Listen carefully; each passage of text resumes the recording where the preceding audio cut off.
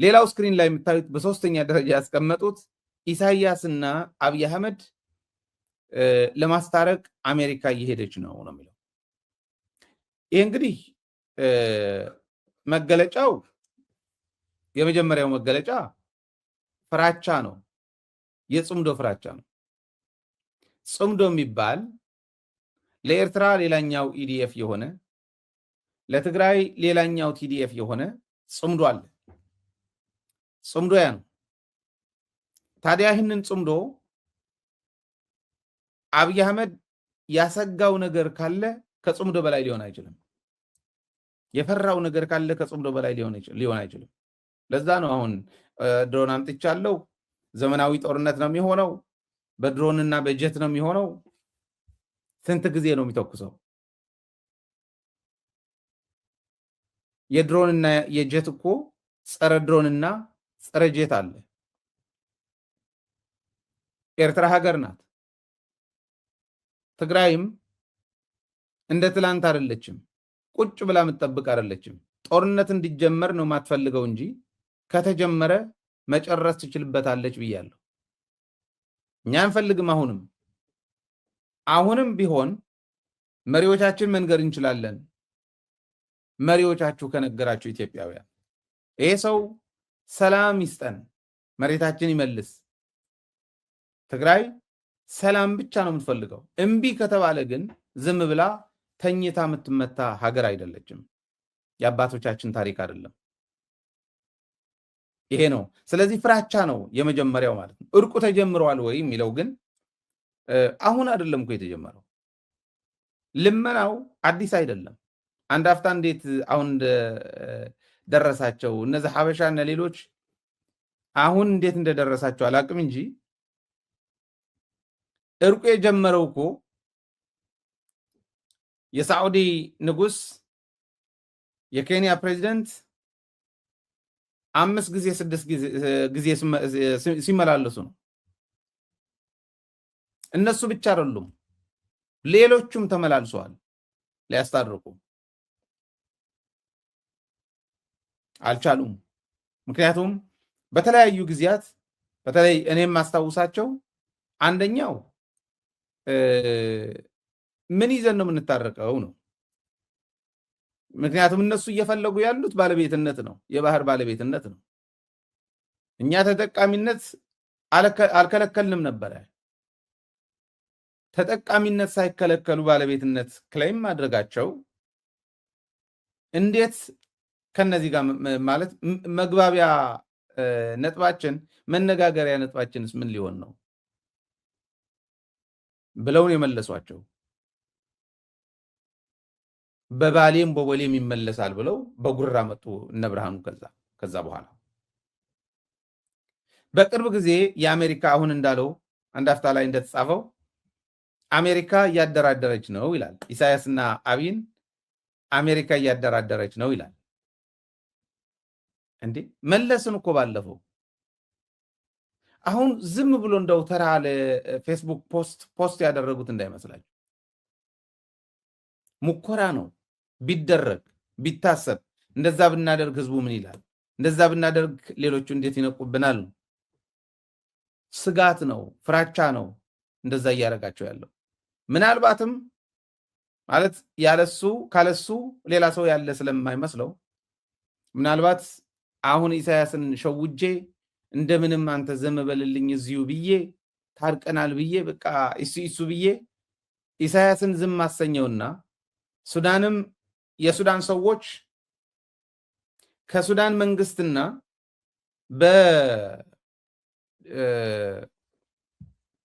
በዚህ በፖርት ሱዳን አካባቢ ዲፋክቶ ብሎ ያወጀው ኃይል ከነዚህ ውጭ ሌሎች የሱዳን ኃይልነን ባዮች 5 ሰው ያላት ቡድንም ጭምር አልቀረች ጠርቷል። ሰሞኑን የነበረ አዲስ አበባ የነበረው ስምምነት ማለት ነው ሽምግልና ነበር። እነ ኢጋድ እነ ዩናይትድ ኔሽን እነ አረብ ሊግ የተሳተፉበት የሱዳን በዚህ መልኩ ከያዝኳቸው አርኤስኤፍም እዛ ተሳትፈዋል ብያቸዋል። አርኤስኤፍ ጋር እንዲሆኑ እንዲታረቁ እና ጸረ የሱዳን መንግስት እንዲሄዱ ካደረግኩኝ ሱዳን እዛው ይዛታለሁ።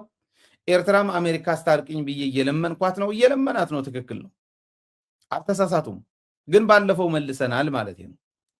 እና ኤርትራን ዝም ማሰኛታለሁ። ትግራይ ብቻዋን ለማስቀረት ቅድምም ያልኩት የፋኖ ጉዳይ አለ። የፋኖ ደግሞ እዛው እያሉ ወይ ኬንያ ወስጄ ታረቃቸዋለሁ፣ ካልሆነም በመኖክሴና በጳጳስ ልኬ ታረቃቸዋለሁ፣ አፈሙዛችሁን አዙሩና ብዬ ትግራይን መታለሁ።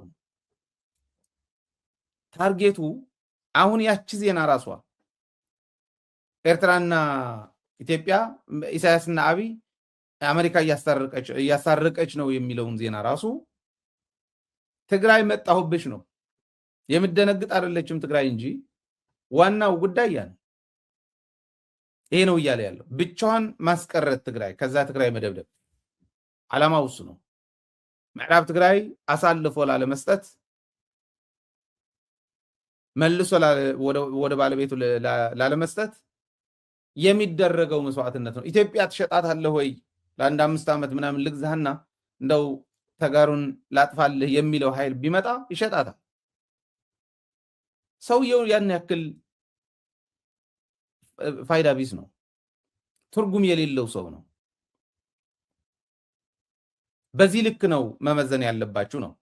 ስለዚህ አሁን ይህንን ሲያደርግ ግን የሸጣት ነግሬያቸዋለሁ። ወደ በኋላም ሌላ ዜና አለን እንጂ አልፋሽካ የሱዳን ቀምቶ ለመውሰድ ምናልባት አርኤስኤፍ የሚደግፉበት ዩናይትድ አረብ ኤምሬትስ ለዚህ ነው አልፋሽካ እንዲሰጡ ከኢትዮጵያም ሑመራ እንዲሰጡ ምዕራብ ትግራይ እንዲሰጡ አልፋሽካ እና ምዕራብ ትግራይ አንድ ላይ እንዲያለሙ ይህንን አንድ ላይ ካለሙ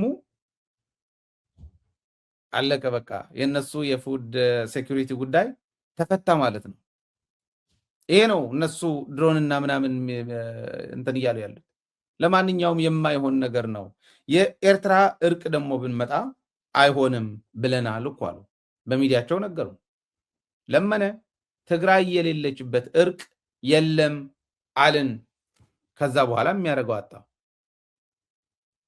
ብለናል። ትግራይን ለመሸወድ ተጋሩን ለማታለል በተጋሩና በኤርትራውያን መካከል ያለው ትስስር ያለው መተማመን እየላላ እንዲሄድ ለማድረግ ይህንን ለማድረግ ነው ኤርትራን እየመኮርኳት ነው በየጊዜው እያለ ያለው እምነት እንድናጣ ሲጀምር የምንተማመነው በራሳችን እንጂ በሰው አይደለም። ሲቀጥል ደግሞ የኤርትራና የትግራይ ጽምዶ ለኤርትራና ለትግራይ እንጂ ለትግራይ ብቻ አይደለም። ስለዚህ ኤርትራውያንም ያውቁታል። ምን እንደመለሱም ባለፈው አይታችኋል።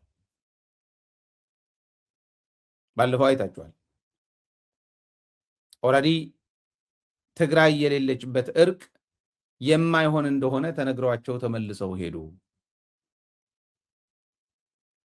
ነው። አሁን የአሜሪካም እይታ እየተቀየረ መጥቷል። የመሪዎቻችን ጥንካሬ ነው እንጂ እዚህ ላይ የሚጠይቀው የትግራይ መሪዎች ከጠነከሩ አሁን የተለያዩ ተንታኞች የአሜሪካ ተንታኞች ቲዲኤፍ ላይ ያላቸው እምነት እየጠነከረ እየመጣ ነው። በተለያየ መልኩ ህትመቶቹም እያነበባችሁ ነው፣ እያያችሁ ነው። በተለያየ መልኩ እያወጡት ነው። አሜሪካ የኢስት አፍሪካ ጉዳይ ሪቫይዝ ማድረግ መቻል አለባት። እዛ ላይ ያላት ስትራቴጂ ሪቫይዝ ማድረግ መቻል አለባት። ቲዲኤፍ የሚባለው ኃይል በተግባር ያስመሰከረ ኃይል ድሮን እና ጸረ ድሮን ማስታጠቅ ይኖርባታል እያሉ እየጻፉ ነው የሚገኙት ማለት ነው። እና አሁን የጭንቁ መገለጫ ግን እንደዚህ ሆናለች እንደዚህ ያልሆነችም እያለ ወይ ታርቀናል አልታረቅንም እያለ አንዱ ከአንዱ ጋር ታርቆ ከአንደኛው ጋር ከጨረሰ በኋላ ተመልሶ መጥቶ ሊበላው ይሄ ነው። ስለዚህ ይህንን ያልገባው ኃይል ደግሞ የለም። አሁን እኮ ጦርነት አፋፍ ላይ ነው ያለን። ራሱ ስንት ሰራዊትና ስንት የጦር መሳሪያ እያመጣ እንደሆነ ታውቃላችሁ።